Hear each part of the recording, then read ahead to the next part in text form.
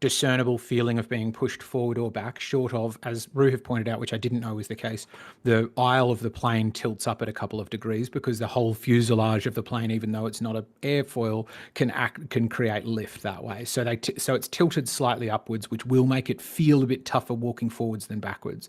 But I'm fairly certain to within a very, very high degree of probability that if you did tests such as discernible feeling directly upwards to your relative, as Rue have pointed out, which I didn't know was forward moving, but the relative frame of reference tilts up at a couple of degrees because the whole fuselage of the plane, we live on a spinning ball and we know this all day long, can create lift. I get that you feel so it's tilted. I would love to hear Phil, which will make it feel a bit tougher walking forwards more than me.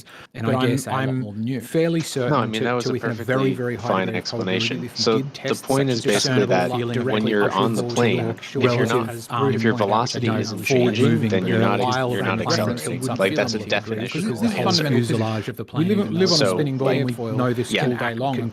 I can't even say it's a definition. I would love to velocity doesn't change, you're not accelerating. Tougher walking forward more than me. And will you feel the thing that you're fairly certain? No, I mean that was a perfectly fine explanation. So the point is basically that when you're on the plane, if you're not your velocity is not moving, you're not accelerating. Like the way that feels like motion in this, so like this pressing, that I can't because there are fluids your velocity doesn't change, you're not accelerating.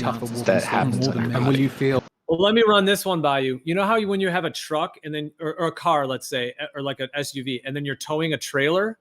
Same concept. The trailer is linked to the truck. Now, of course, you will have wind resistance and stuff, but the trailer is connected to the truck. Yeah, and as the truck, let's say, goes, up to 50 miles an hour. Once it gets to 50, yeah, we all agree that trailer is cooking right along with it. But are you claiming that there is no actual wiggle going on at the ball and a general thing that keeps it tugging 50 miles an hour? I would say absolutely. Well, there's vibrations. There's vibrations, obviously, but in terms of so all I'm saying is and there'll still be a tugging because on a much more minor level, I'm just saying on an airplane, there's a bit of that to keep you going along.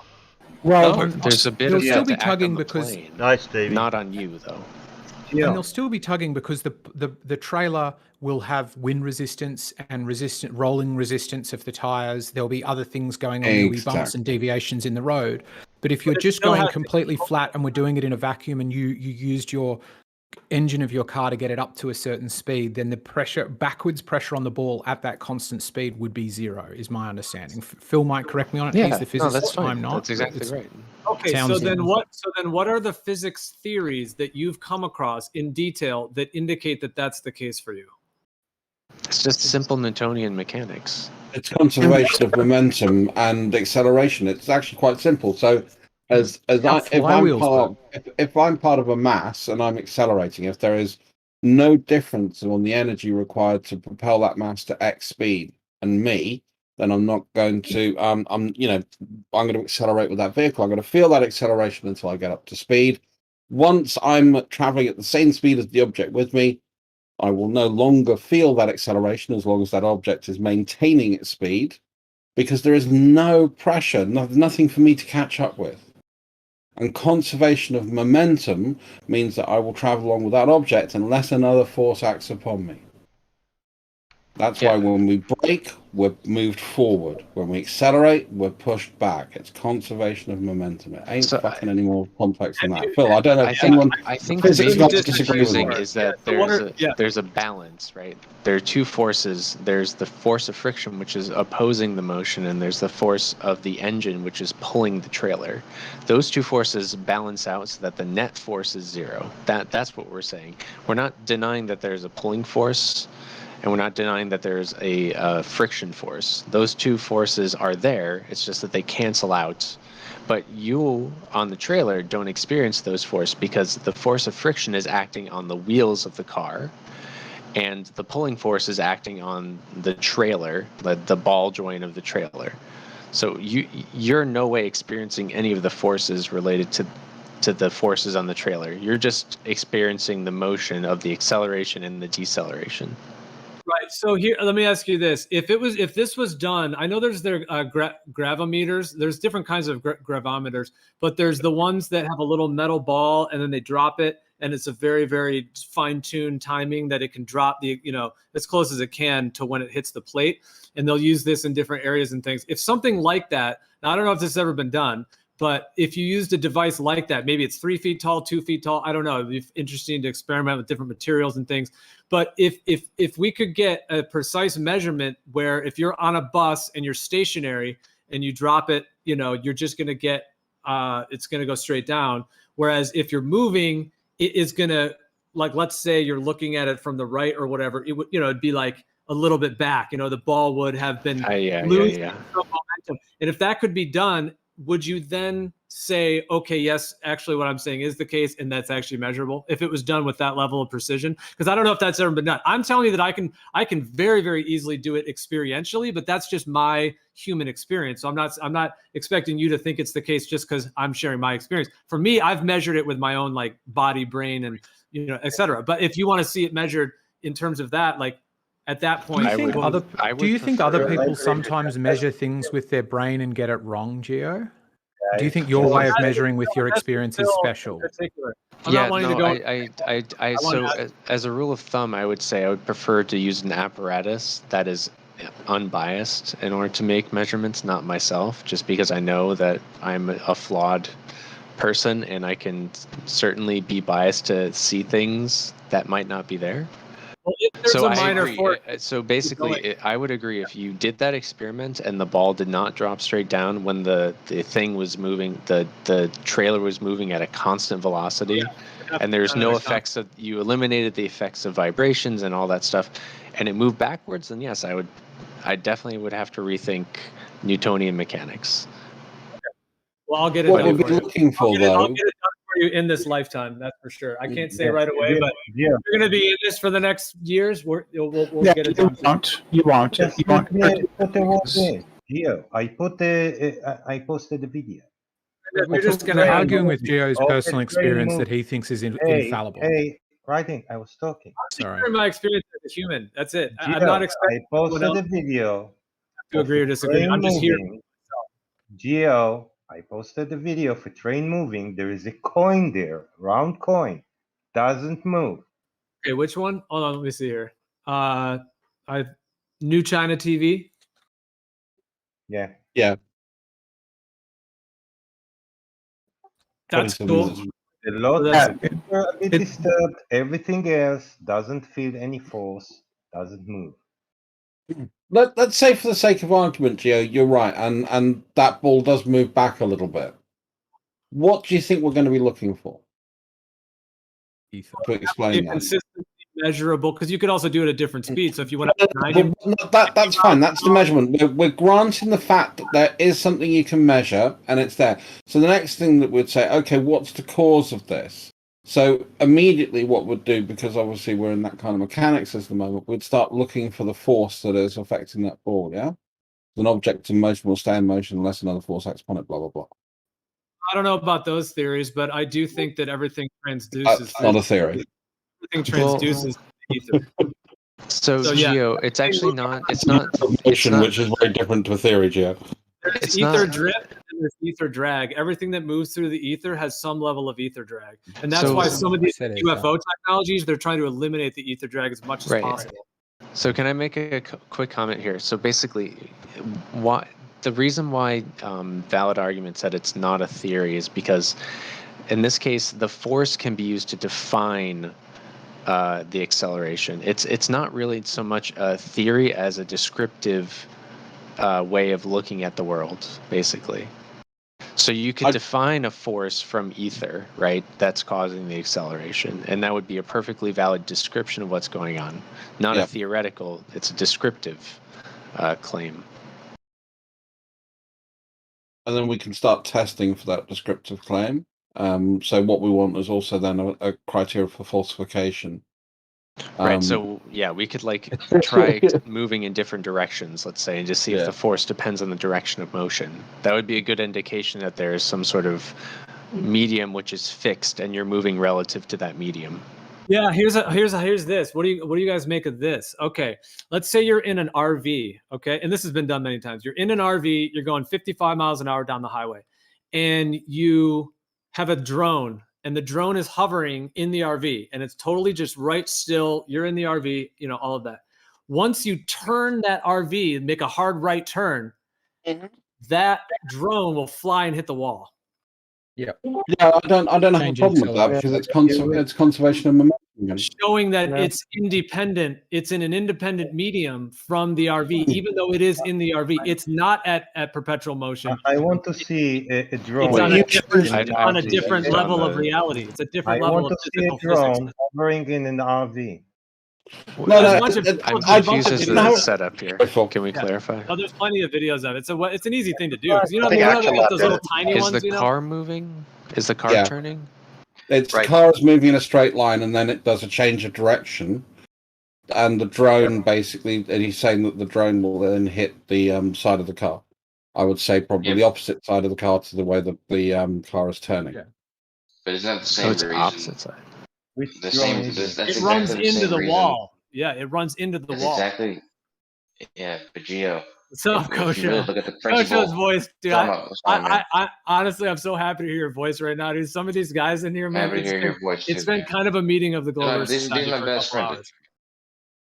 Chaiki, fucking Phil. These are my best friends. But regardless of that, thanks, mate. Fuck you, Coach. And dude, what Coach is awesome. Where'd that come from? Coach is awesome. My best friend. Anyway, Mr. Gio, think about what was just said though, because it's the most important thing, man. If you think about why, when you're accelerating in a car or a bus or a plane, the reason why you accelerate and you appear to be flying backwards against your seat is the same reason why a drone in a bus is going to appear to be flying against the wall. It's because Newton's first law says things in motion travel in motion unless there's an accident.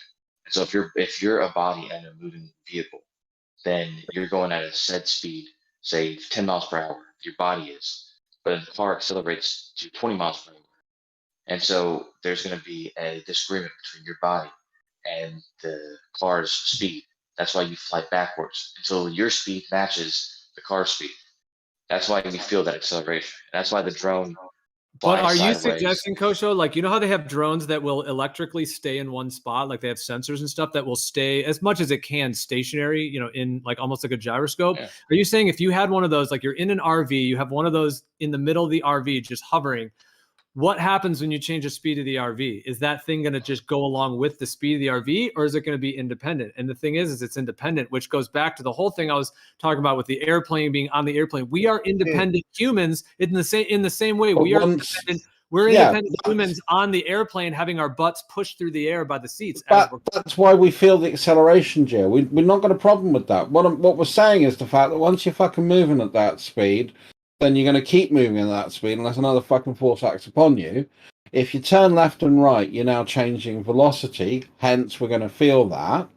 And we're only going to feel it once it gets up to a certain point. So I don't think anybody's actually, disagreeing kind of with where you're going. I've never done it before, and I'm trying to think through it in my head as kind of like Action Lab did it. But the drone in the RV kind of changes that whole thing, because now you have something that's just floating in the air. So now you could say, well, the air is traveling along with the RV at 55 miles an hour. It is, because it's and you can say, okay, well, there's a little bit of leakage either way. Some of the air's getting out, some air's coming in. Fine, okay, what the fuck? It's the square root of fuck all difference. Well, but in a general sense, yeah, the air inside the car is moving along with you. Even if you've got an open top car, a certain portion of that air is going to be traveling along with you. Most of it's going to be swept out the back, but some of it will go with you. That was my point, though. My point is, it doesn't matter. You can think of it as a drone, or you can think of it as a person, or you can think of it as anything. If you imagine the drone being in the car, or a person being in a car, whatever it is, when the car is going 10 miles per hour, the person's going 10 miles per hour. If the car then decides that it wants to go 20 miles per hour and it's accelerating, the person is not necessarily accelerating. The person just happens to be in the car. So what happens is the car moves, the person stays still. That's why he flies against the back of the car until his speed meets the speed of the car, because he's in the car. Same thing with the drone. The drone is going with the car. It's going the speed of the car. It's hovering above in the center of the car. And the car decides it wants to go a different direction. The drone hasn't decided to do that yet. And so the drone smashes against the side of the car, because it's not yet being its movements aren't being dictated by the movements of the bus up until the walls of the bus hit it. So it's moving in the same speed and direction it was moving up until I can give it way simpler. the walls hit against.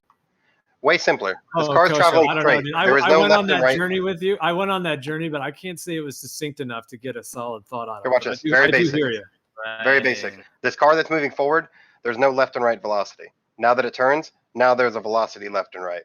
But the drone doesn't get it until the car does it. Blah blah blah.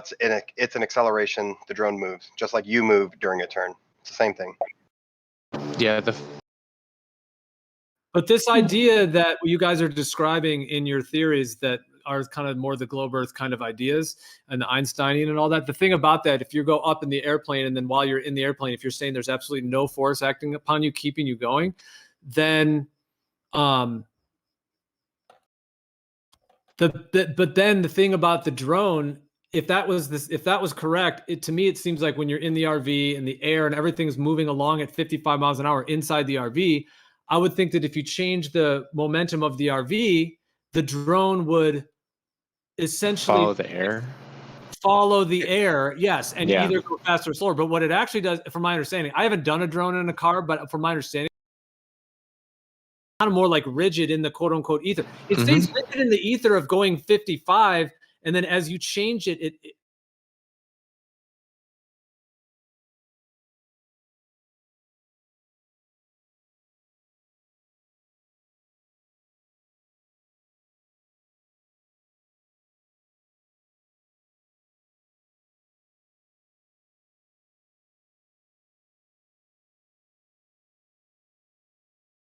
So if the acceleration of the air is more than effectively the weight of the drone, roughly speaking, then yeah, it's not going to be able to in any way influence the drone fast enough for it to actually not hit the wall. But if you took that turn very slowly, like very, very slowly, I think what will happen is if you do it slowly enough, comparable to the weight of the drone, then it should actually follow the car. But here's my ultimate point. Here's my ultimate point, though. Let me just say this real quick. If that drone was rubbing up against a chair, like let's say in the RV, you could have it do that. I know they have propellers, but they have some that have like a metal rim around it. So if you now take that drone and you hover it right in front of the seat, if you then accelerate the car forward, the drone will move forward with the car. It will accelerate, and it's got that little bit of pressure from the seat that's pushing it forward. No, it won't. I posted a video on Action Lab. He performs a number of experiments. He fucks it up in the beginning because his wife is accelerating too much, and then they have her slow down a lot so he can actually stabilize it while they're moving. They do a bunch of these, and essentially, it's just confirming what we already know about physics. Carnival's already just solved this in the chat, where he's showing a guy balancing a coin on a sideboard thing on a Chinese fast train going nearly 400 or 350 almost kilometers per hour. That just puts it to bed. You can see the world whizzing by at a colossal speed there. But with all due respect, I do like that you posted this one. I'm kind of flipping through it. It is cool. This guy does seem cool. I'm glad it's cool that he tried it. One question I haven't watched the whole thing yet. Does he have it electronically lock? Or is he flying it? Because what I'm seeing is he's flying it all fucking over the place. And so there's a lot of factors, mostly being his fingers of where that thing's flying. So I'm saying, like, did he set it in the mode, at least whatever the quality of that one is? It's a factor of most decent drones is they'll have a gyro inside them that will maintain their position. No idea. It's not, all they did was fly. It's not normally something you turn off. I've only recently learned about drones because I've fixed a couple for a mate. I think he's kind of flying. He is kind of doing it though. He at the one point, he proves basically what I'm saying because he at the very end here, it looks like he gets it hovering. Let me see. I'd have to watch it actually. I can't make any claims unless I watch it. But essentially, it looks like he's hovering it, and then the trunk of the car is open, and as the car drives away, because it's an open system. So because the air is not contained inside the vehicle, it's not taking any air with it. It's being replaced by the air in front of it. So the drone has no forces acting upon it when the car. Now they're muted out there. Now they're muted on the Discord. They're still showing up on the screen, their avatars, like live. Mm-hmm. But then whoever's in here, we could be having a bit of a discussion in the background without them, without hearing them. Yeah, kind of talk about what they're talking about. Yeah, it's pretty hard to talk when you've got voices in your head. I already struggle with that, Terry. I don't need any more voices. No, you don't want any more. Bad enough as it is. Exactly. So what were you saying about your avatar? Now that you got me here. Because I just downloaded Zoom again onto the computer. I haven't had a chance to go do the whole avatar thing yet. So I'm going to see if I can do that now while I'm in Zoom. Yeah, while you do it. You're not doing anything else? You doing any rubbing today? Not no, I'm not. Now, how do I do this? We've got more. Choose my virtual background. Yeah, I think it's something to do with that. Something to do with that, or choose your picture. I've got choose my video filter, start video. Are you going by that little 3 dots above you? Yes. Yeah. I was told that you can change it on the fly, but I don't know which one the people are using for that, to do that. I don't know if it's start their virtual thing or change your avatar or your image, because I don't see what you see. That's the weird thing. Yeah. General. Like I get, what do I get? I get mute, start video, rename, pin, edit profile picture. Yeah, I can edit profile picture. But I've got a virtual camera going, so I mean I've got my, what do you call it, camera going. Yeah. That allows me to play a virtual video, whatever it is, with me stars and moon thing. Yep. I'm looking. Accessibility. You know, I'm going to have to... You might have to go back from square one out there.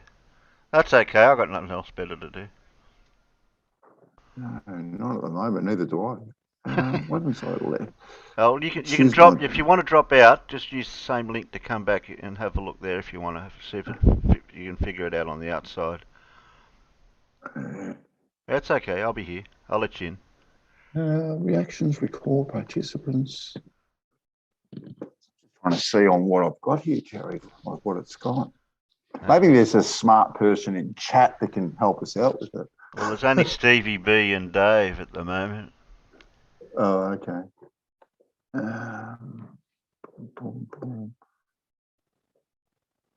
Okay, I can do my video thing, but what have we got here? Oh, we've got a Flow Rider out there. So we've got 3 people. Good morning, Flo. Welcome to the Flat Earth. We're pretending to be flat earthers today. Well, you can. Yeah, you can too, because you do a great job at it. Pretend? Oh my god. Trouble is, I'm too jovial. No one takes me seriously ever, Terry. I know. But why should they, Andy? Why should they? Exactly. And you know what the good thing about it is, though, Terry? You know what the good thing about it is? I can have a beer with anyone. I don't yeah, that's true. Well, I don't have any arguments with I don't have any arguments with the flat earthers, so that's why they think that I'm a flat earther. No, I'm not a flat earther. Are you a globe earther? No. What are you? I'm a person.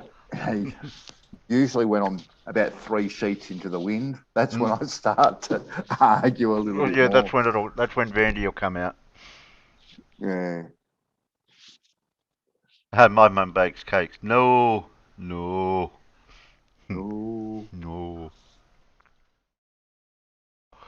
can only bake cakes. Okay, what's Flo saying? On a horizontal so that's why level. The tech ain't working. You are taking this Flo thing very seriously.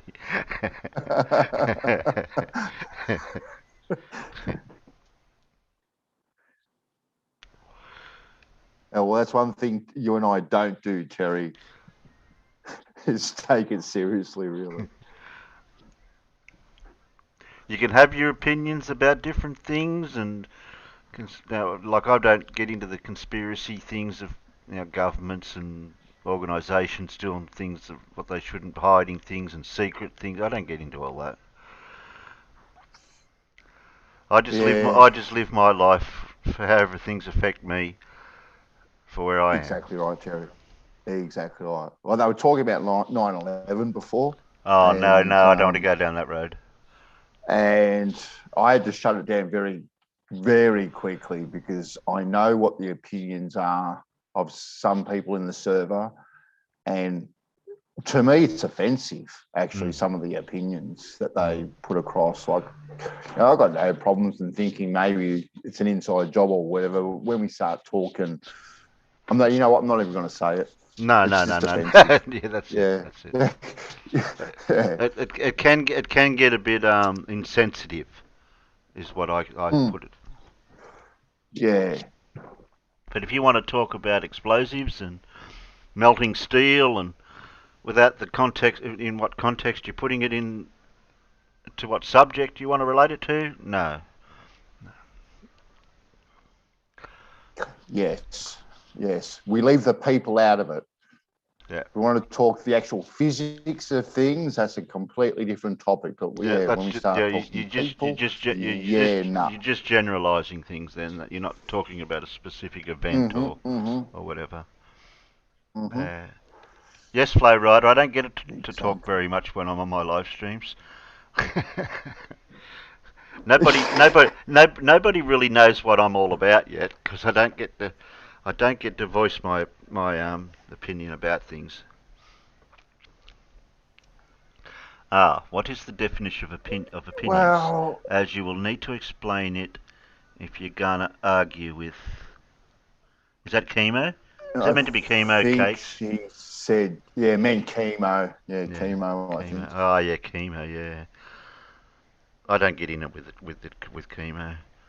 He tried to give an analogy there yesterday. I think it was last night, and I think it was with Druss as usual. And he said, "Oh, if you're on your Discord, and if you deafened and muted somebody or something," and I'm thinking it depends on what it is. Like, it depends on the circumstances. And I didn't want to get into the details of it. It just depends on the circumstances if you're deafening and muting people. Yeah, chemo, yeah.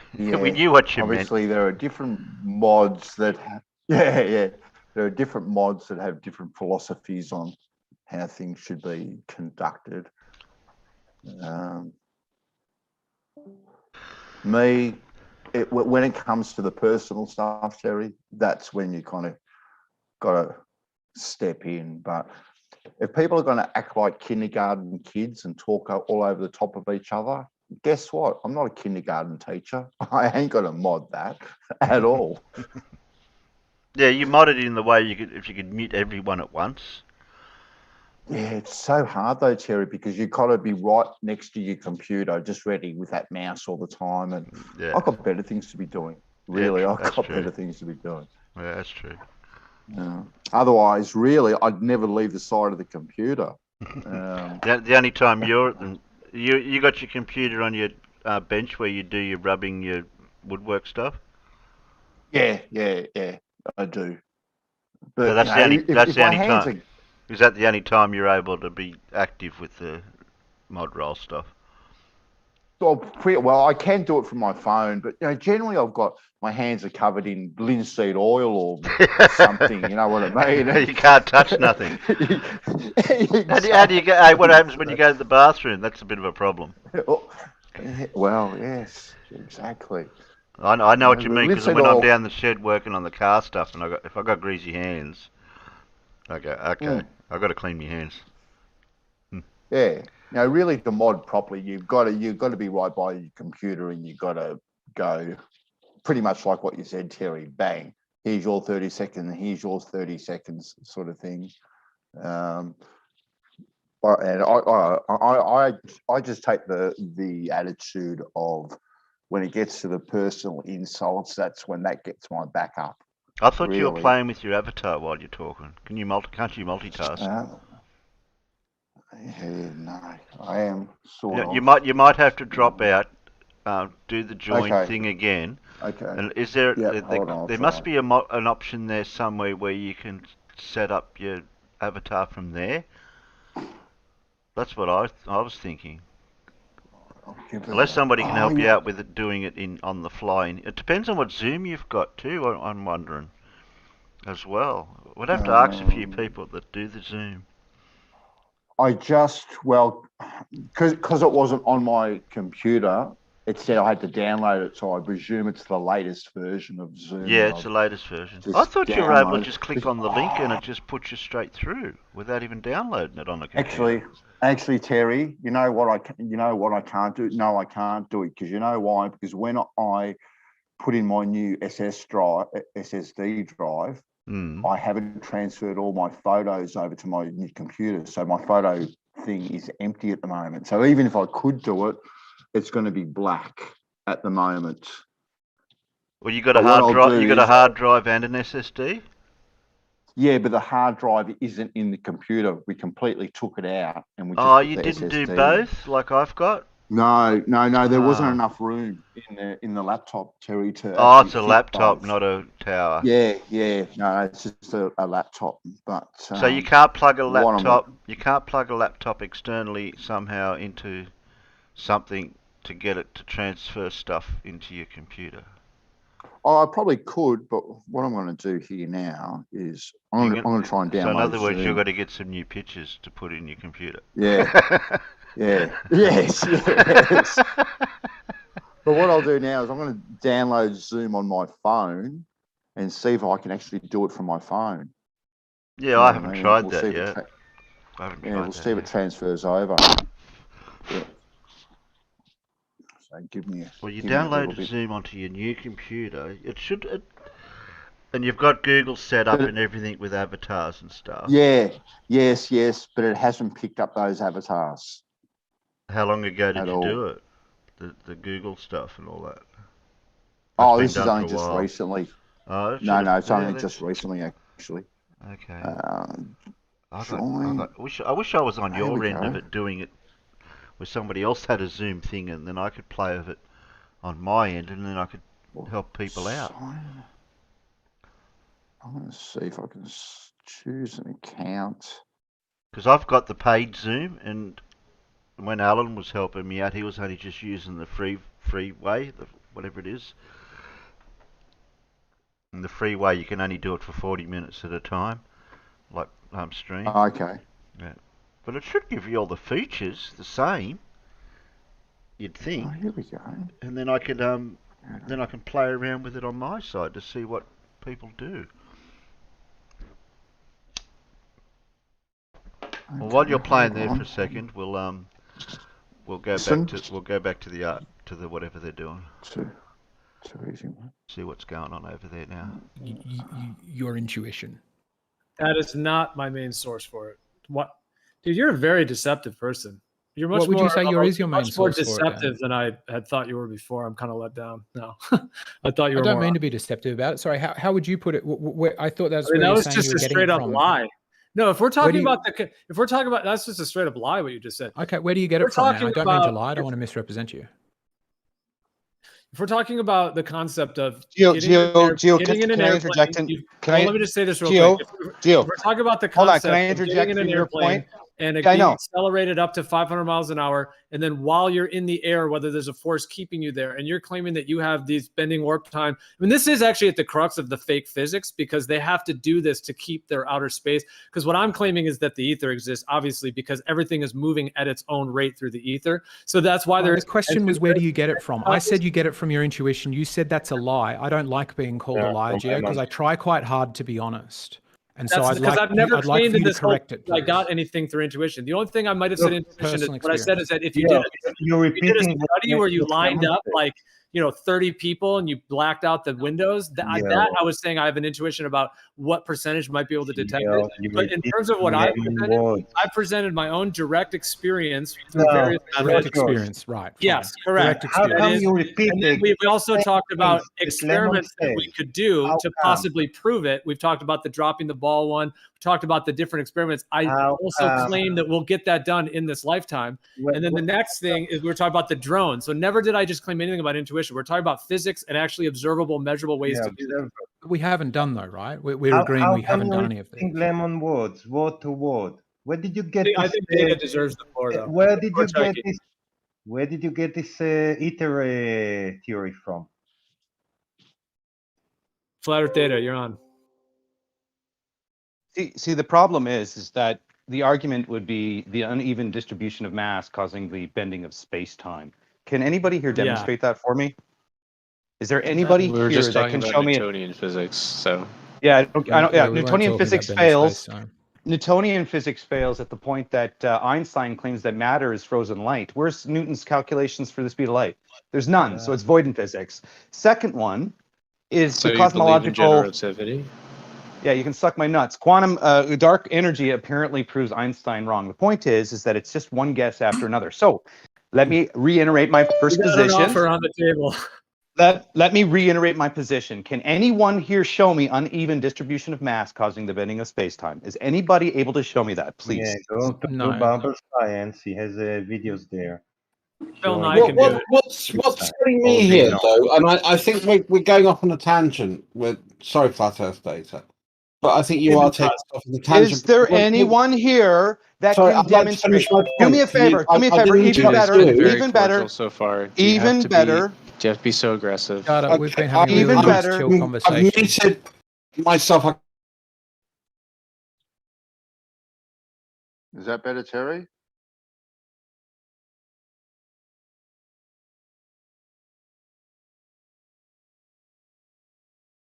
Did you take that pic, Bandy? I did actually, mate. Yeah. Where's the fish? In my tummy. You'll have to take a pic. There we go. You'll have to take a pic of any fish you catch. I do have one on my other phone. I just got myself a new phone. Really? Actually, as well. Yeah. You probably got a better one than I got. I got an A31, I think it was. I think it was last year. That was the best I could get. That was the best one I could get afforded from the person that was buying me one. I wanted to get a better one because I wanted it for the camera. I wanted the best camera and everything. Yeah.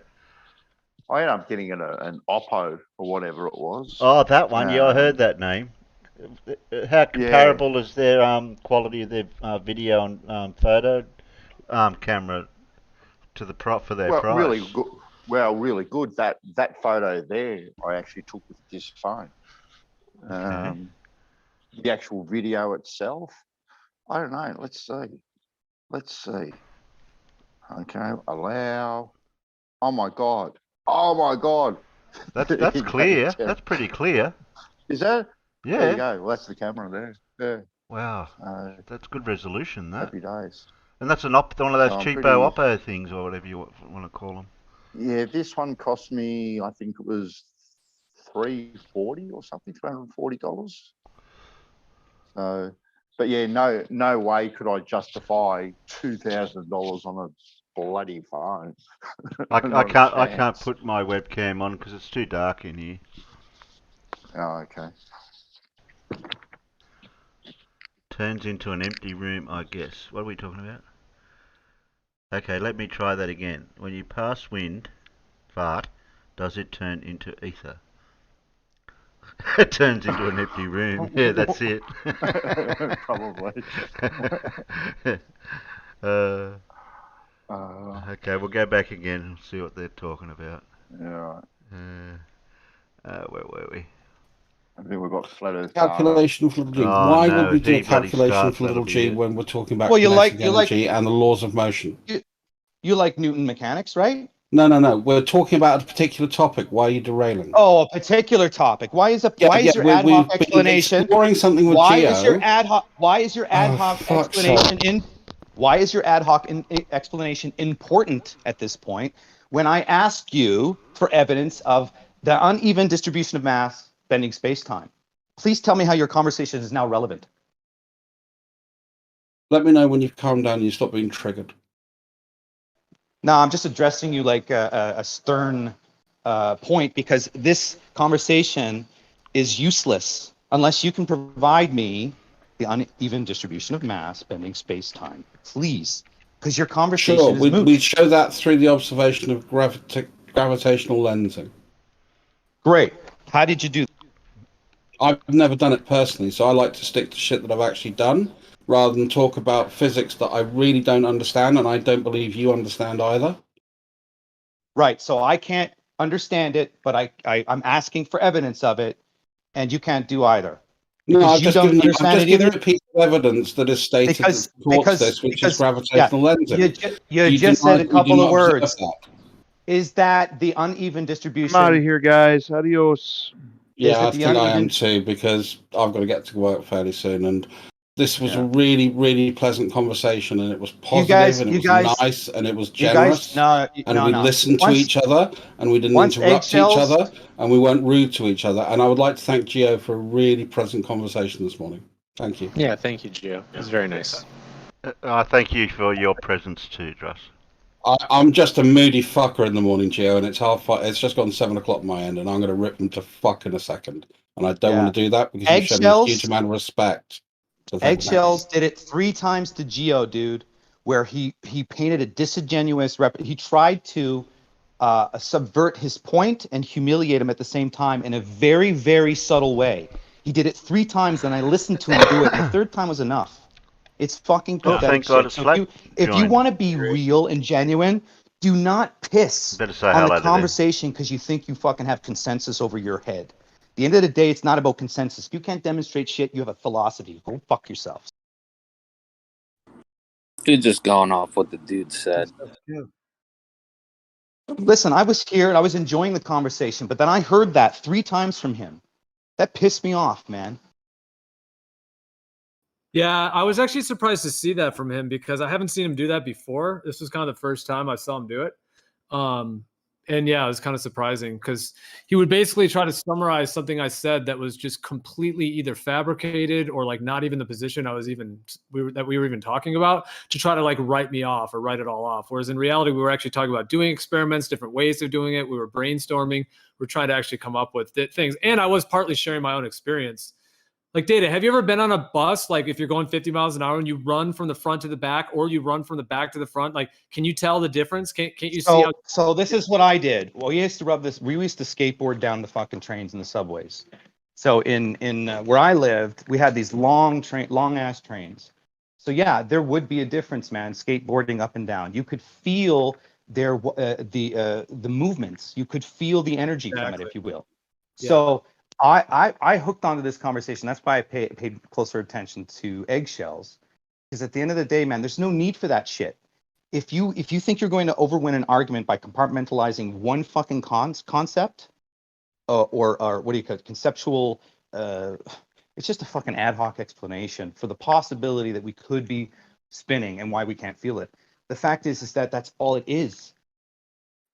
Data, you just won a Nobel Prize. Publish a paper.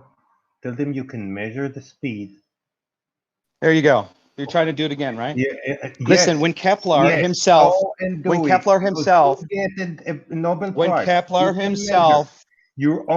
the movement of the sun. You can measure your own speed. When Kepler measured the movement. Why you bring Kepler now? I'm talking about you measuring your own speed. If you can do that, you get Nobel Prize immediately, today. Go publish a paper. All I can say is you can't write a paper. Here's how I can win. Show me a stationary sun. You cannot show me a stationary sun. You see, why are you talking about? There is no stationary sun. You were talking. Chucky, if we had one of those devices, Chucky, I'll respond to you. Hold on, I'll respond. If we had one of those devices that we were talking about earlier, like the way that some of the gravimeters are, where it's a little metal ball and it drops it and then it falls down to a plate. Now, if we modified it a little bit, maybe put like a piece of paper underneath and maybe cover the ball in ink so that it'll make a little it'll make a little ink drop. That's just another idea. But what if we had a device like this, and you go on ground level, you drop it, it goes right straight down. You could have a crosshairs that it drops, and you could calibrate it to where it drops right down over and over. And then take it up to 100 miles an hour on a bus, or 60 miles an hour or whatever, and then drop it. And if we could get a measurable drop to where it would be going, below that cross, meaning it would be losing a little bit of its momentum, and we could actually measure that, would you then admit that this is the case? I'll admit you won Nobel Prize. Thank you. Just show it. I don't know if I'll accept it though. I don't even want it. Wikipedia page on you. I don't want it, but I'll still prove it. Go ahead. So your claim is that if we had that device, that it would just drop straight down on the crosshairs. Is that? My claim is you cannot measure your own speed. Impossible. So that's what you would think would happen in that experiment. It would drop right to the crosshairs, just like it would if it's not moving 100 miles an hour, right? Yep. Okay. All right. The heat is on. There we go. The cards are on the table. Because it won't be too hard to do. I mean, it won't be too much money. A couple grand. I mean, the more the better. It'd be cool to build really, fancy ones. Like, it'd be cool to do a lot of different kinds and use materials. Don't you think they already know? They do, and they're just lying. Exactly. But they made up that it isn't because they have to suppress that it is, because the fact that it is proves that we actually are transducing through the ether. But what they have to do with that momentum, because that fits the way that the stars are moving in their model, that everything is just, moving at that, and no one can feel the movement. The whole galaxy is exploding, but none of us can feel it because we're on this spinning globe. It's the physical concept, pseudo-physical concept that they need. It's literally how they sucked out the ether and then replaced it with this concept, as to why we don't feel whirling and spinning and all that. Look, there never was an ether, so we couldn't suck it out. Chaiki, how many motions how many motions of the Earth is there, Chaiki? Mean how many motions? How many different vectors are you moving right now through the universe, if you believe in the heliocentric mainstream model? As many as you don't move in different vectors. Wow. Jeez. You know what a movement vector is? Like, have you ever been on one of the there's a lot of rides that, you only have one vector. Have you ever been on the tilt-a-whirl, where it's one of those things where it's going in a circle, but then you're on a car that's doing its own circle? Yeah, there's definitely, if you're spinning, the Earth is spinning every day. So in the heliocentric model, that's one vector. Another vector is the Earth going around the sun. That's a whole nother vector. Another vector is the sun going around the great attractor. And then our entire solar system, all of those are different vectors of movement. They're completely different directions through space, X, Y, Z axis. Yeah, I don't know. Your conservation of momentum is in linear, right? In linear action. When you deviate from that, the object in that motion will be changed by the velocity of the other motion, right? The simple fact that the orbits are claimed to be elliptical would indicate that would be those are additional two more vectors on both sides of the orbit that are brought in. So that's four more vectors when they go into the ellipse part of the orbit. Now we're up to at least 12. There's 8 in total, I believe. You got there's 8 motions of the Earth, right? So I'd have to go back up and look it up. But there's 8 of them, right? And your conservation of momentum is preserved by what? If there's 8 other motions, I believe it's a total of. I believe they say it's a total of 2.4 million miles per hour. Total. And the funny thing is that it's measurable without the day. That's the thing. You can actually, because the sun is either longer or shorter based on a reference frame of 60 by 60 by 24. So these motions would be measurable, but they're only quantified as mathematical. They're not observed, felt, and they don't apply any forces on Earth that we know of. 8 different motions, and you're all experiencing them at the same time as it processes through whatever cycle it's designed as. Yeah, that just does not resonate with me as being the case whatsoever, especially when you can create a sundial that creates this perfect shadow, 360-degree around, the way sundials work. I mean, that's just a stationary thing with the sun moving over it. It's just no. I mean, I guess somebody could convince them. I guess somebody could claim that you're moving at 2.4 million miles an hour, and somebody could believe that for various reasons. But the reality of it, in my viewpoint, is that it's just so obviously stationary. Sundials create 360 degrees?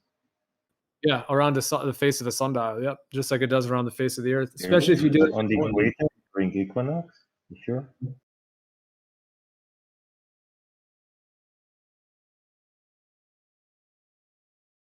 Well, it depends on where you are. If you're in Alaska in the high north, you can get a sundial to actually create a shadow 360-degree when it's 24-hour sun.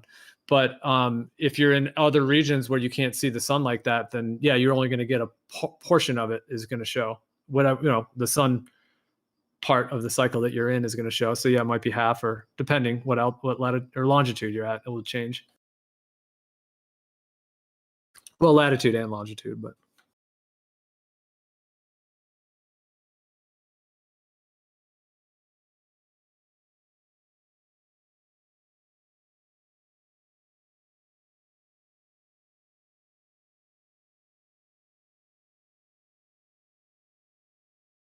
What do you mean a different style? It's the same structure.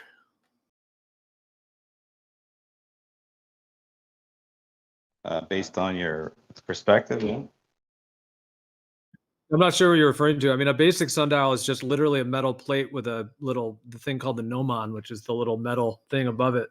It's the most simple device. If you're talking about a different kind of device that has additional things on it, I mean, you can set it up in different ways. But if you're just talking about a basic sundial, there's no difference in the south and the north.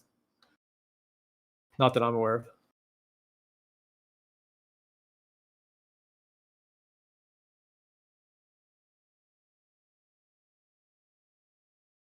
Because you can have a moon dial as well.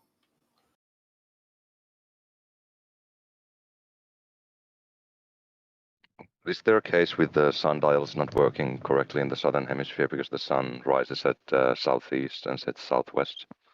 So it does the opposite arc than in the north?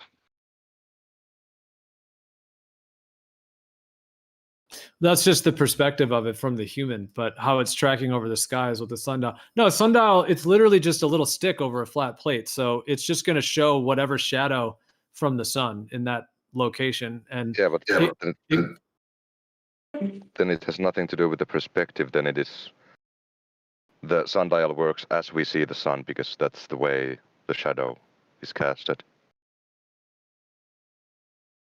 Yeah, so it's just basically marking over a flat disk. It's just marking the position of the sun from that part of the sky. Yeah, and if you put it all together, I mean, if you get sundial readings from all different parts of the Earth, then you can basically map the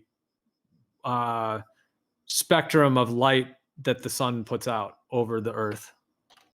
It would be an interesting test to have a sundial and put it in the north in whatever latitude, and then doing the exact same thing in the same southern latitude and see if it comes out, if it works the same. If it does, then it's a sphere because it's just an opposite. Let's do it 6 months apart. They've been doing these for centuries. I mean, this thing I just posted, there's huge ones. They've been doing these in ancient times. I mean, because building these in different locations, they also work as a mapping to the stars. So yeah, there's a lot of complexity within this. Like if you build like what you're saying, I agree with you. It'd be cool to do more of these in modern day, but through the sundial and some of these more complex ones, the way that the light works and the way that some of these line up to certain star positions can then be correlated on a larger scale to actually map how the Earth is correlated with the stars. What I don't understand is how sundials work at all anywhere else but the North Pole. They work everywhere. Yeah, interesting, no? Because the sun doing a circle only around the North Pole. It shouldn't work in the south at all on a flat.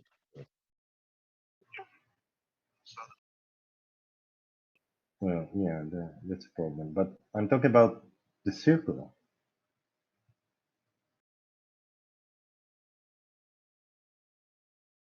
Is it the case that you have to have it differently in the anywhere else but the north? I'll post this. So this is just a basic zodiac chart. So basically, the 12 main sections of that are the actual star constellations, the fixed star constellations. And then basically the arrow at the very top, like it's at the 12 noon position, but you see how it's slanted a little to the right. That's because the declination of where the sun is at the azimuth in this particular location, which is San Francisco, is a little bit off from, direct. But anyways, this basically is the same as a sundial in a sense. Like that arrow at the top, well, there's the sun over on the left. It's almost in the 9 o'clock position in this chart. You'll see the little circle with the dot. That's the sun in the kind of middle ring there. And then it has the degrees of it and stuff. But yeah, so I mean, this is basically a map of everything we see. And a sundial is just almost like if you made this a flat plate and you just put a little stick or whatever, like a little, it's called the gnomon is what it's called, but a little metal rod. And then the way that light reflects onto that surface just shows the tracking of the sun in that part of the earth at that time. And it will make the unique arc from whatever location you're on. How about this? I did a video in Blender, and I show you that at one latitude, between 8 a.m. and 12 noon, 12 noon lines up perfect. The shadows match. But if we go in between 10:45 and 11:30, the angles don't match between the North Pole and around the 45-degree along the same longitude. Sorry, my bad. And they're two positions. One's at the North Pole, and they're gnomons, two gnomons. One's at the North Pole, one's at the 45-degree along the same longitude line. And if we spin it, the shadows do not match up. I do a demonstration in Blender. So and you can do this yourself, take the actual globe model, put two gnomons on it along one longitude line, and then the second gnomon at 45 degrees, and rotate it. The shadows won't match. And if you don't believe me, I didn't create that idea. I actually found a science channel that went to show you how the ball model is wrong, right? And so I did it. I duplicated the same thing, but I did it in Blender. So it matches practical demonstration with your ball model, and it emulates it in the 3D program. So it shows you even on your sphere, your shadows don't match. They don't match the time. So I demonstrated it. You can go look at it. You can also reduplicate it for yourself. So if you want to talk about, can you post the video, the original video? I've already heard like 7 different people tell this guy why that was wrong, and he's still repeating it. Again, why don't you respond to it with some knowledge or information rather than just a random slander? Exactly. Yeah, JA, go for it, bro. You got the mic. So yeah, how is he incorrect? Or are you just trying to randomly slander people for no reason? Okay, that's kind of a troll move. He's already been told how he's incorrect. I've heard multiple people tell me. I don't know the explanation off the top of my head. So again, so you don't know it. You don't know the video. You haven't seen it. You don't know how to explain it. You're this conversation many times, You're a typical Glober, bro. You're a typical Glober. Post the video, Data. Post the video. So how about this? The original. Do you have your own little ball model at home? Anyone? Don't say that I have one around. I don't have balls around. Take two gnomons, put one at the North Pole, put one at 45-degree along one longitude line. And then put the second gnomon at the 45-degree. Shine the light like you would, set up your model, right? The way it is, and fucking rotate your ball. Your light source has to be much bigger than the Earth. Remember that. Good on you, bud. This is just a demonstration with your toy model, right? You follow? You dig? Plus, I also have another observation to show you. So if you want to have disinformation, if you want to have disinformation, you should actually learn what the fuck I'm talking about, like the other peon. Learn what I'm talking about before you go, I heard Jimmy, who's fucking down the road. He watched the video. Nah, he got the shadows wrong. I'm giving you a practical. I can give you a practical thing you can do right fucking now with your own little toy model. The shadows don't line up, okay? So go and do it yourself. It's very easy. And that's all I'm trying to get you guys to do. And it's just, I heard. Give me a break, man. Well, it's a very interesting point because we're talking about. The best part about it is, listen, bro, I've sat through this conversation before. Like, do we really need to have it again? Does another person need to tell you why it's wrong? This is how bad it is, Gio. This is not my demonstration. I took this from a science channel. That wasn't me. That wasn't me. That was James. No, I know. That's what I'm saying. I'm talking about him to you. Listen, bro, I didn't create the concept. I took it from a science channel, and this guy's a fucking moron. He doesn't realize it comes from another science channel. And I keep repeating it, and it's like, I heard it from Jimmy. And then I tell him, dude, I just did the thing over again to show you, but I did it in Blender. And I even showed you the science channel. You can go look it up. So it's just like, they're so dumb. I don't understand. Well, I mean, J-Ace, I guess J-Ace, what J-Ace was basically saying is that he just believes other people when they said how they think you were wrong. He doesn't actually know how you're wrong. It sounds like he just blindly believes other people that told you it was wrong, and he just assumes they were right because he doesn't seem to have the knowledge or information to share it unless he does. I told Flat Earth Data to post it 3 times, the original video, and he can't. All right, J-Ace, so you don't have the information. So do you agree that you were just believing someone else's debunking of it, but you don't actually? I haven't said anything about a debunking. I'm not J-Ace. I'm asking J-Ace because he was the one who called. He said Flat Earth Data was wrong. So. Yeah. No, what I'm saying is, does anybody listen? It's not mine. Data, let him reply. What does it matter if I show him why he's wrong, or if 7 other people have already done it that we've all sat through before and heard this combo? What's going to be the difference? I don't understand.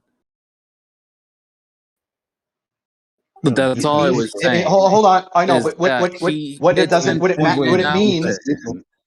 it means, bro, is you haven't learned anything because you don't even know the argument. So you're talking out of your ass. You haven't learned anything. So the thing is that it needs to be. It's the video. Okay, so listen. Do you have a toy model at your home? You're talking. Post the video. See, I get satisfaction. I'll get satisfaction. I'll get satisfaction when you get off your ass and go grab your toy model and play with sticks and shadows. Okay. This means you have no evidence. You just claim that it doesn't work. If that's what you believe, tell yourself some stories, bro. It's all good. No, you're telling me a story that the shadows don't match, and you can't post the evidence that they don't match. Well, I don't think he was presenting it. If you keep thinking that, bro, you can think what you want, bro. But I just told you. This is the 4th time me asking you posting the video. Are you begging? Let me hear you beg. Let me hear you beg for it. No, I'm not begging you. So. Oh, come on. Well, hold on, Data. Are you claiming? You're asking me 4 times now. You might as well just beg. You made a claim, and you have no evidence for your claim, so it's dismissed. Just beg, and I'll post the video. No, I'm not gonna beg. Well, Mailman, that's not really. If he made a claim to me, I don't really care what he provides. I'm more interested for myself. Is it true? So it's interesting that you go more. Okay. I'm actually. Then I can just make claims. Understand what they're true. If they're true, then you can make it. Earth is a globe. Earth is a globe. Do you understand what he said? Earth is a globe. Is it true? Yes, it is true. Okay. Well, I would think differently, but anyways, the thing is that what Data. Okay. Hold on. Let me ask Data. Data, do you have a video of it or not? I missed that part. Do you have one? It doesn't matter. I'm not saying you have to do it post it now. But. Okay. Hold on. So this other guy here that spoke up, ask him if he knows I have a video. Because that's his whole argument. That's his whole argument, right? He's like, oh, we've already heard this. How did he heard it? How did he know it? Because there was already a video, right? Right, buddy? Would you agree? So listen, I'm asking you. Beg me, bro. Beg me, bro. Because if you're too lazy to go do the demonstration yourself, you gotta let him respond. Yeah, he's too lazy to go do it, dude. Video. He said that there's a specific video in a science channel that proves the globe model wrong with the shadows.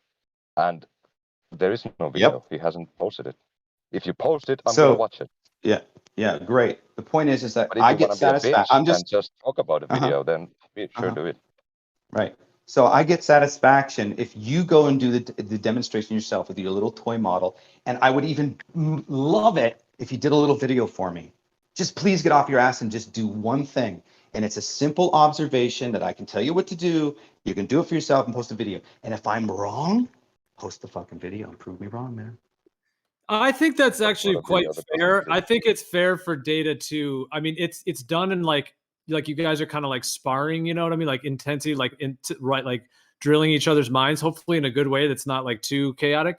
But because what I'm saying is that I think what Data's saying is fair. Like to make a claim, in my viewpoint, to make a claim, if it's true and repeatable and verifiable, is as valid as anything because he is speaking truth in that case. If it's true, he's speaking truth and he's literally giving you the tools to do it, you know? So are you going to believe a video anyways? You know, so if you really want to know the truth of what he's claiming, it seems like he's offering you can do it yourself, which is repeatable, which is the scientific method. I would like to see the video so that I know what's wrong with the globe model. Yeah, Joe, do you I've given you clear instructions just to do it. Just please prove me wrong. Give it to us again. Give it to us again. I want to hear it again. Hold on, Chucky. I want to hear. I know what he wants. I want to hear it again because I might have missed it. The North Pole. He wants a light on the North Pole, and one at 45 degrees latitude. A what? A what? A what? A pole. A pole. So call it a gnomon. That's what it's called. It's called a gnomon. You got one gnomon at the North Pole, right? Yes. At 90 degrees, and you got another gnomon along the 45-degree latitude, right? Yep. Then you have basically between 8 o'clock, you're going to rotate it. So you're going to set up your sun, what your model does. Do your model setup. You know how it is. I'm sure you'll look it up. Yep. And then rotate your ball. But what you need to do is you need to put 2 little round discs around the gnomons with markers on them. So you can see where the shadows, you have something to measure against, right? So make sure you have, sort of. Yeah, sure. So make sure you have that lined up, and you will see the shadows will tell a different time between the same points along one longitude line, which would which would prove the sphere wrong. No, but then I'd have to actually go to the North Pole and see what the shadow actually is like. Awesome. Go to the North Pole. I don't have money. Right. Yeah. You run away. So I can't falsify the globe. No, I can't run away. You haven't been to the North Pole to do the experiment, so you don't know. You might be able to get some globe earthers on quote unquote your side to do it though, because they do claim there's even, I mean, I don't know if all you guys do, but that you can actually go to the North Pole, that you can go, you can wander around and you can go there they claim. Yeah. So hold on a minute. It wouldn't cost that much to do. And so if he's right, what do you then do with your cosmology? I would like to know how he knows what the shadows actually are. I'm going to repeat it one more. I'm going to repeat it one more time. I don't think he said he went to the North Pole. I think he's dropping knowledge, which is an experiment. I haven't verified. I'm not saying whether it's true or false. Knowledge. He's dropping a way to do that. He's saying, yeah, but hold on. He's saying that he has 2 sundials, one in the North Pole and one in, 45th degree latitude? That's correct. Okay. So how do you know what in reality you get?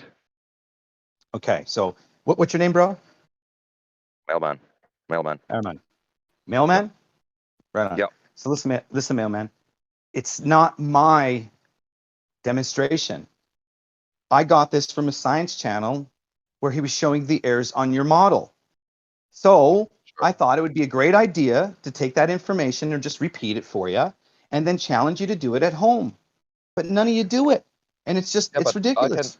But I can do the same thing. I can take a flat disk, shine a light from above to it, put 2 gnomons on it, and say, yeah, it doesn't work. So flat Earth doesn't work either. Okay, so you agree your ball is false, right? Welcome to your philosophical idea. Stupid. The test is stupid. Welcome to the. Okay, well, because you have no idea what you would get in reality. You're refining. You obviously don't like. Yeah, you obviously don't like the information from the other science channels. That's all. Oh, I've been asking. This is the 5th time I ask you for the video of the science channel, and you're not posting it. So it's a bit pointless. If you say so. Well, if you're saying that I don't agree with the science channel and you can't post a video from the science channel, then it's kind of hard to disagree or like agree with the video.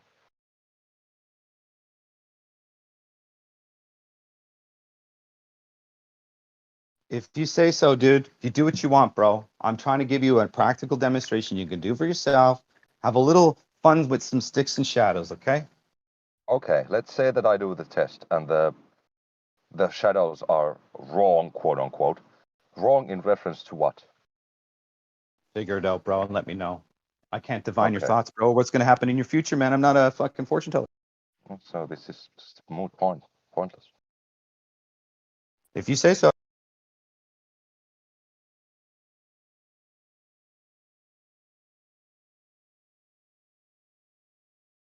I'm going to just repeat, man. I get satisfaction you going out and doing it for yourself and posting the video. Prove me wrong. I think another way to do it, Data, with sundials and moondials is if we could have access to the southern oceans and the Pacific and the Atlantic and really have do some trips down there and really do tests there. Because I think they've, the way that they've cut out certain sections of the southern oceans to account for the way that the sun works on their globe. So I think there's some giveaway, like some dead giveaways there. If we were to take sundials to those regions and actually map it all, that's going to bust the globe as well. Here's the thing. I don't. Sorry, I was just going to say, Jay, how far south do you think you'd have to go for that? That's a good question. The Antarctic Treaty doesn't let any civilian travel below the 60 degree. You can't carry fuel. They have all these restrictions of amount of fuel you can carry. Yeah. How can you say that people can't go to the south of the 60 degree? The Antarctic Treaty. Hold. You're saying that they can't go there, but they also can't take extra fuel. So how can you not take extra fuel, but you can't go there? Like, how can you take some fuel if you can't go there? What they have is they have fuel restrictions starting below the 60, meaning meaning below the 60. There. No, you can't. You can go there. You cannot go past the 60. And in addition, they have fuel requirements in, I don't know exactly, but it's like 50, 55, 60. They have fuel requirements within that range, and then you still can't go past the 60. So what about all the flights that you can take there and all the cruises that you can take there? Well, there's admiralty laws of the oceans, there? And then there's Can you the just air clarify? laws. Can you clarify what's there? Because by like I think like $2-3 grand I can take a cruise down there, but where's there exactly? That's a good point too. Yeah. South of the 60 degree. South of the 60. There's cruises. Can you point out a little bit more detail? Like, what is the name of the location? Because obviously they're seeing land, right? They're seeing 250 foot ice walls, right? So, what's the peninsula of what they're seeing? Because it's really not that far out, is it? Right? It's an ice wall. Well, that's what it's represented as, isn't it? Ah, okay. I've seen an ice wall in the north too. So, are we in a cylinder or? At the end of the day, I don't feel any dip, drop, curvature when I fly. I don't see. I can land a plane. I can land a plane with water. I don't know, man. You know that there's a ice wall in the south, north too, right? I'm sure what I was saying is that I'm sure there's lots of undiscoverable things. My present reality is to do with perspective. I have a field of view that's 180 degrees. Out of that, I got a 60-degree cone of vision. That's divided maybe by a 75 to 45 ratio or 35 ratio.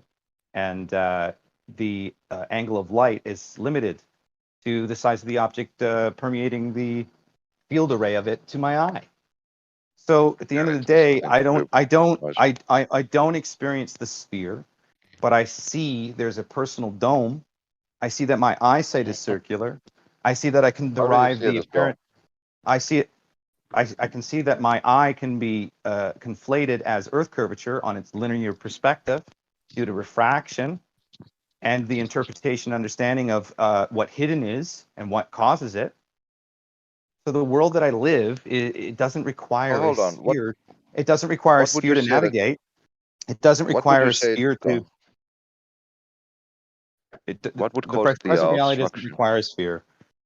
It goes right back to Bernard Riemann. Need a sphere. But what causes the obstruction?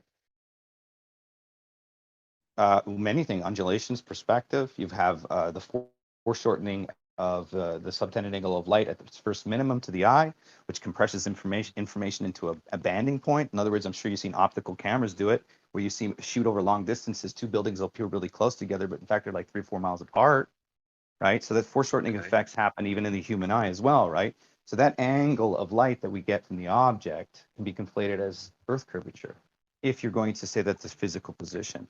But it's not a physical position, it's an optical one. That's what causes the convergence. Okay, so how do you explain with that the differences we see in, for example, the black swan, the horizon is behind the oil rigs and then it's in front of the oil rigs? Well, that would be the because angle the of Earth light doesn't change. It's because most likely the Earth is going through its changes due to the conditions or temperature or present position of the sun. So it's dependent on the position of the sun. Well, that's what causes the inter-exchange to cause more mirages, more refraction, right? Can't just have it just for nothing. There has to be some also, you still have refraction. I'm sorry? You still have refraction in your view, in your flat Earth. Did it disappear? No, I'm Why just would it wondering disappear? because Are you divining my model now or something? What the fuck? Oh, if I ask a question, I'm not doing anything to your model. Well, you just have I guess a supposition there, eh, bud? No suppositions. I asked, do you have refraction? Because some people claim that's that a guarantee. That's a guaranteed supposition. If you're surprised and shocked that a flat earther believes in refraction, and you're shocked, that's a supposition. Who's they? Who's they?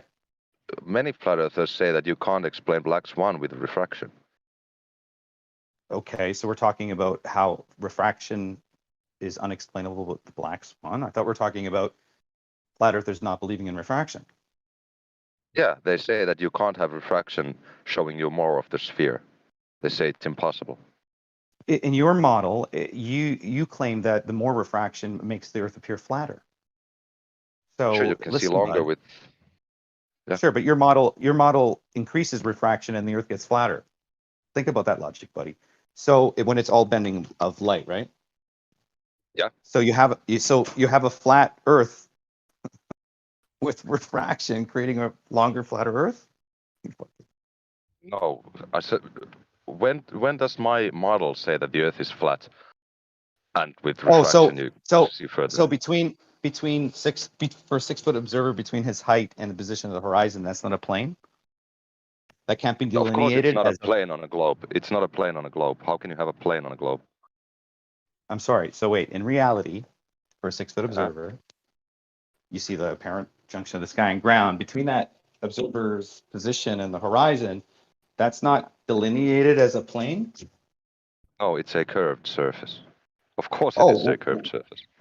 Oh, okay. So where did they get Cartesian coordinates from then? Cartesian coordinates? No, we're talking about the model. And you're saying that on a globe model, the Earth is flat until the horizon.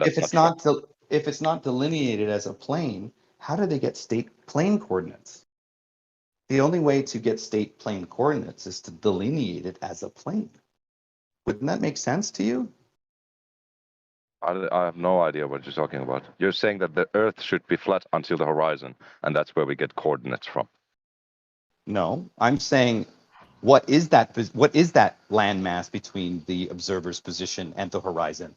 Is it not delineated as a plane? And you say, no, it's not. And then I'm saying, well, how do you get Cartesian coordinates, or how do you get state plane coordinates if it's not delineated as a plane? I have no idea what you mean with that. Maybe it's a translation issue. Next conversation then. Yeah, but so you're not claiming that the Earth is flat until the horizon on a sphere? Again, your model has a arc, correct, in the Earth curvature calculations? Would you agree with that? Yeah, sure. You can calculate an arc.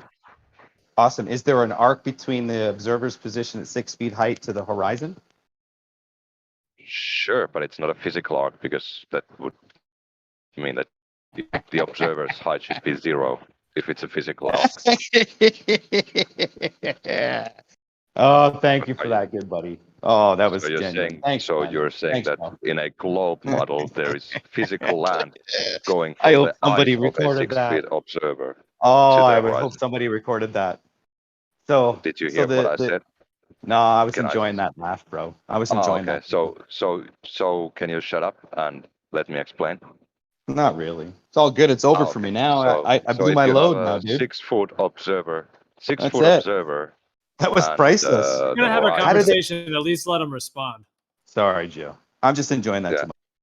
Sure. I know, I got you. I said that if there's a 6-foot observer and a horizon, and you draw an arc from the eyes of the observer to the horizon, that would not mean that that's the Earth's surface. The Earth's surface is below the observer to the horizon. Do tell me more. That's all what I said. Yeah. Dance with me, brother. Tell me more. Sure. That's what I said. Got me, you. I'm in a good embrace. Keep going. Tell me some more. What more? I don't know, man. You have an imaginary arc that's conflated as a physical geometrical principle, which has boundaries and terrestrial calculations from. You didn't understand what I said. That's good. Okay, so if you want to reiterate it again, go ahead. Yeah, okay. You said that on a globe there is an arc from a 6-foot observer to the horizon. Yeah. No, not me.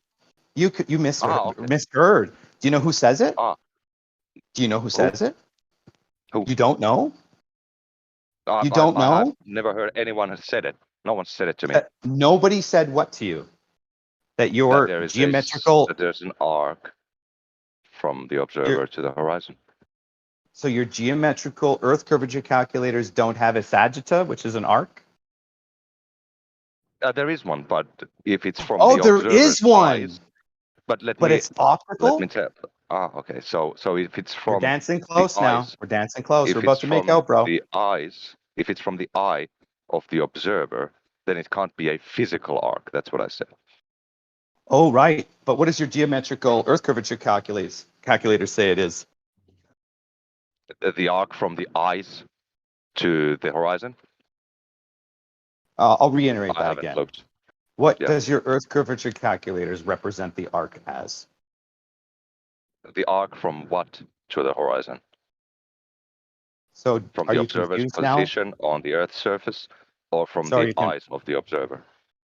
Oh, okay. So the position of the eyes. Okay. So if it's from the position of the eyes, that can't be a physical arc, because that's what just light hitting your eye. So it's not physical as in terra firma. That was what I said. And what does your geometrical Earth curvature calculators represent? What does your Earth curvature geometrical calculators represent? Represent what? They represent the globe model. Which are feet and inches values, right? Sure. Okay. Right on. I mean, no, it's still... Yeah, my point was that the arc from your eyes to the horizon is not a physical arc, because that's just light hitting your eyes, so it's not the globe that you are... The arc is not on the surface. So that was my only point. So it could be delineated as a plane then? No, because the arc isn't the surface of the Earth. Gio, I'm done. I'm done with this guy. He's just already caught. He already caught himself like 3 times. He just doesn't know it yet. It's all good, dude. Sure. Have your way. Well, I'm just gonna listen. Dude, you just told me that there's no arc. It's optical. And I said that the light you see is not ground, so it's and then it can't be delineated as a plane. Like you're just being really dishonest and disingenuous, bro. We already know that you can delete your questions. So. No, you're being disingenuous, bro. It's all good. I don't talk to people anymore that are disingenuous, and that's what I try to draw out of you. It's really obvious that you're not. I'd like to know how I was disingenuous, but can you delineate a plane from the observer to the horizon? What do you mean with the delineated plane? I'm Finnish, so I must not know the words. The delineate. Can you measure straight lines and angles and create state plane coordinate systems, or even Cartesian coordinate systems, which are parallel straight lines perpendicular 90 degree? Well, on a sphere, you can't have a plane. So it's not a plane in the globe model. So in other words, since we can do state plane coordinate systems, and Cartesian, straight parallel 90-degree lines, that means that the Earth's not a sphere then, right? So you can do that? So you have like an accurate map somewhere? So you can go type in state plane coordinate systems if you like. You can type in Cartesian if you like. It's straight lines, parallel lines, 90-degree perpendicular. And they're put in a grid system. So if you don't believe me, maybe you should do a little research. But listen, that's just a simple test. The simple truth is that they exist because the Earth is delineated as a plane. If anybody's just denying that at this point, it's just a retard and disingenuous, man. Come on. I've done some research, and like Bev did some research, and the UK, what was it, the National Survey Association, something like that. They said that it's all the maps they do are distorted because of the Earth being a 3D sphere. All right, you want to talk about that now, or are we talking about state plane coordinate systems? Well, I mean, is there a planar coordinate system for the whole globe or the Earth that we can do to map the whole Earth? Yeah. Do you got $1 billion in an elite family for the last 1,000 years? That knows everything about the world and, like, pushes a button on a computer when they want to change shit? So we don't have maps that are accurate? So I think I can. Listen, bro. At the end of the day, you're just disingenuous. I just wanted to see how genuine you are. That's all. For a 6-foot observer 3 miles away, yes, it could be measured as a plane, bro. There's no dip, no drop, no curvature. That's how you get state plane coordinates or Cartesian systems, which are run based on measure it as a plane. Straight lines and angles. Okay, so I mean, are those physical measurements? Define physical, like as in measuring tape physical or optical line of sight physical. Well, yeah, because you're saying that you look at the horizon, and then you can say that it's a plane between me and the horizon. And I don't know. Or how about new technology? How about newer technology from above shooting down and getting grid? That has nothing to do with the horizon, then. We're not talking about the horizon. We're talking about measuring Earth with straight lines and angles. Well, you just said that from you to the horizon, it's a plane. Did you have a moment? Did you have a moment there while we're dancing? Bro, you don't think you can measure? You want to switch from the horizon to top-down view, so. Well, bird's eye view is a killer, dude. I go 5,000 feet. I can see that little tiny peon of observer, and that's his radius view. And there's supposed to be a dip-drop curve there. I don't think so, bud. It's an optical mirage or illusion, if you will. Sure, you can say that, but it doesn't mean it's true. Yeah, it's demonstratable. It's just nobody's done it yet. I don't have access to aircraft all the time, but if I did it in real time, recorded a couple of observers at different locations, it's game over, man.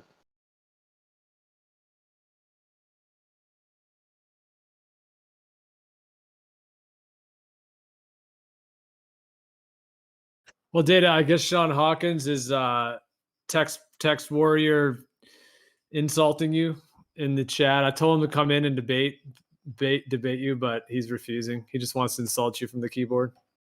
It's okay. He needs a big hug, that guy. You know what's funny? I used to look at him. Yeah, he does. And kind of like, be a little angry, pissed off that guys like that exist. But then I just seeing him struggle through the whole thing. And at the end of the day, either you're paid to do it or you're a willful idiot. You got to admit one or the other, right? Especially if you look at the context of the written script prior, which is like 100 years ago. It's all there. We're just reliving that play that they created that moment. It's no different than fucking, what do you call it? The War of the Worlds, right? It's all the same movie script, just repeating, right? So what they do best. You need a big hug, Sean. No, he's just doing it to Bev. Yeah, he saw Bev in here. Now he's just calling Bev a liar. Yeah, it's kind of sad. Like, these guys don't really want to have a conversation. They just kind of want to usually just insult. That's why I kind of disappear for a while here and there, because it's too toxic, man. And when I come snappy, I come, kind of jabs. I got to get a kick out of something, Yeah, I don't mind a bit of that, but personally myself. I mean, it can be fun to kind of spar with someone. I think when it gets into like the insults, I'm not a fan of that. But I think Yeah, it's when it just turns into total shit show that it's just like unlistenable. Well, I don't hopefully I didn't do that. No, I'm not saying you. I'm just saying in the community in general. That's all. I just mean in general. I'm trying to make you laugh in a way, but I don't know if I'm successful now because I don't give very much laugh. I laugh. I would say that you do say funny things a lot of times. You'll say something that's funny in such a serious tone that it is very funny. Give me an example. I like the sound of that. It'll be something that's like very clever and witty and very quick, and you'll say it like you'll be saying a bunch of serious things and then you'll say that thing, but it's actually a joke and it's like you got to be able to get it. And I don't think everyone does because you're quick with it, but that's been my experience when you've done that. It's awesome. I like it.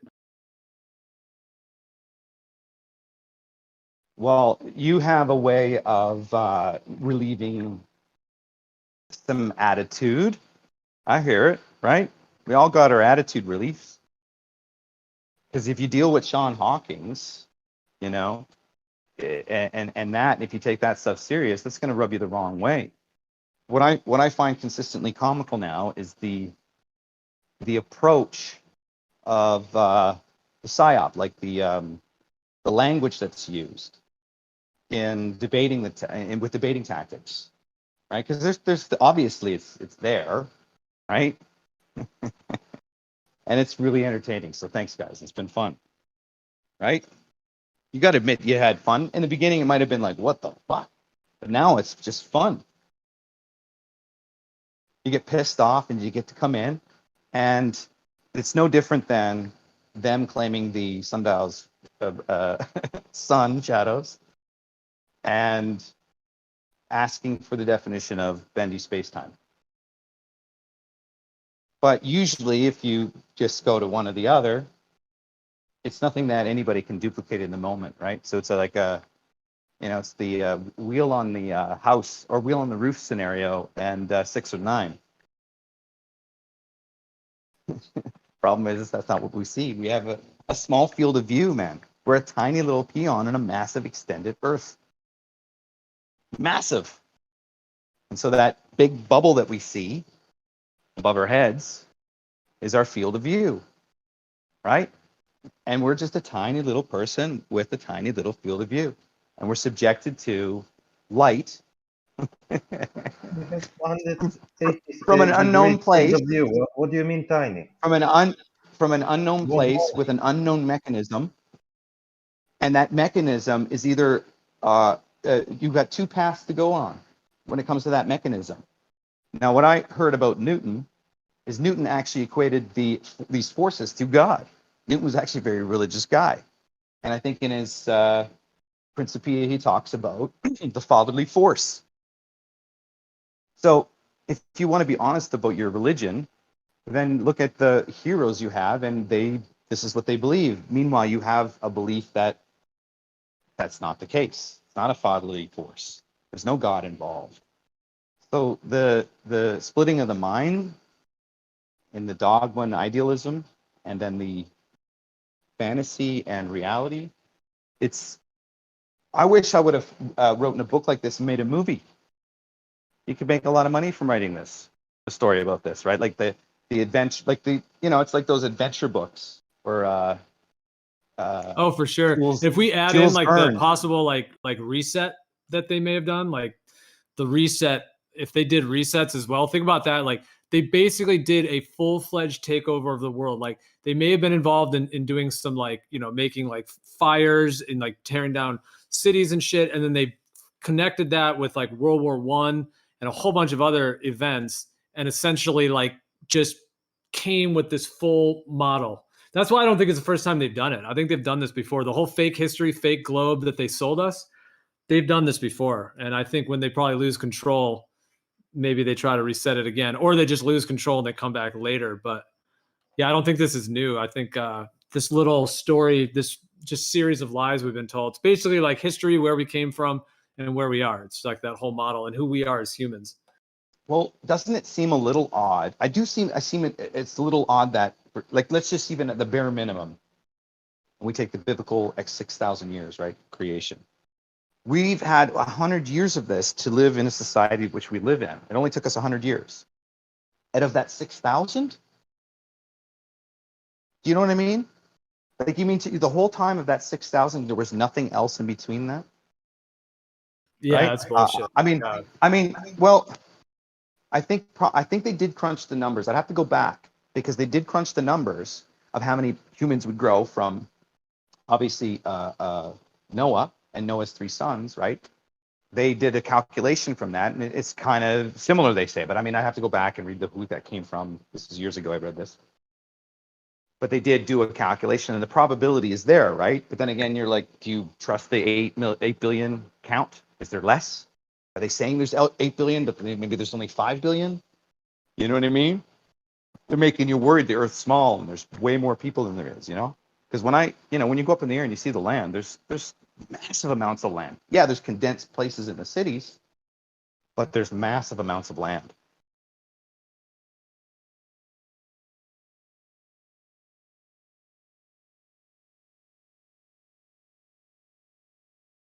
What's up, Rig? Hey, Rig. I haven't seen Rig in this channel in a while, or maybe ever, really.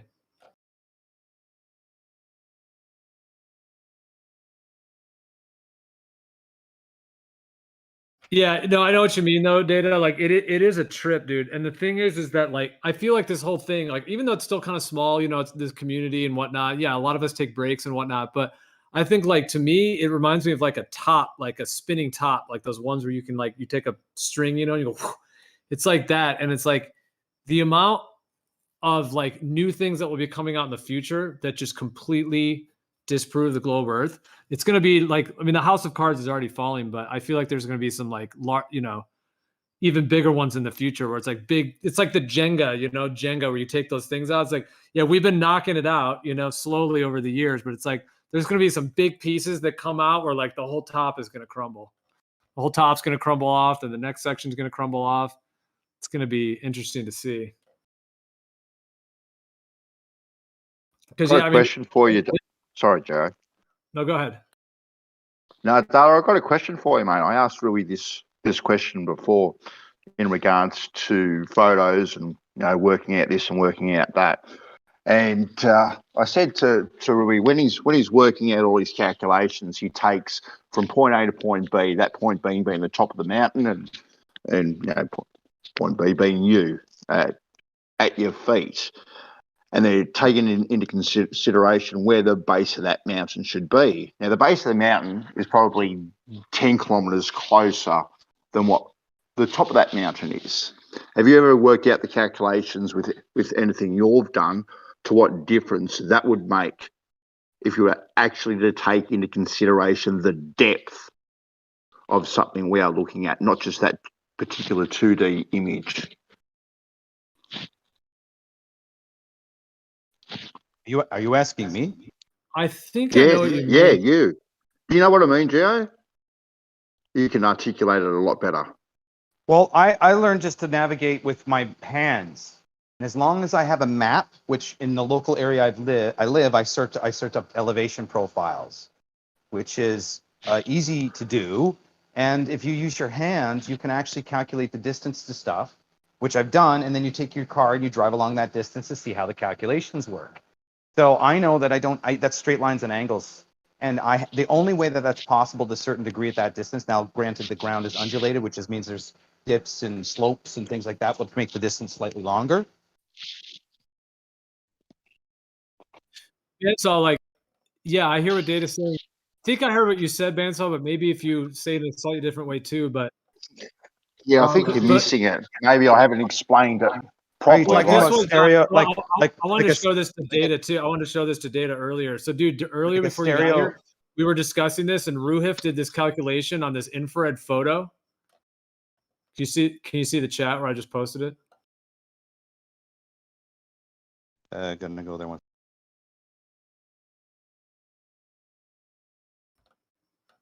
But anyways, dude, he took this infrared and he basically said that he measured from mean sea level, which is where that red line is, where it says 0.432, and he like did the angular size to the top of that mountain. And it's so wild because what he actually is measuring, in my viewpoint, is the actual, like that's where the curve should start, because that's mean sea level. That means that is sea level, meaning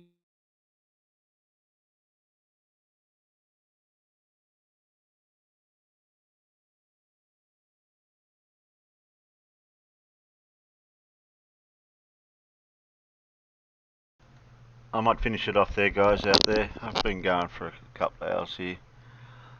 I thought I'd just enjoy that.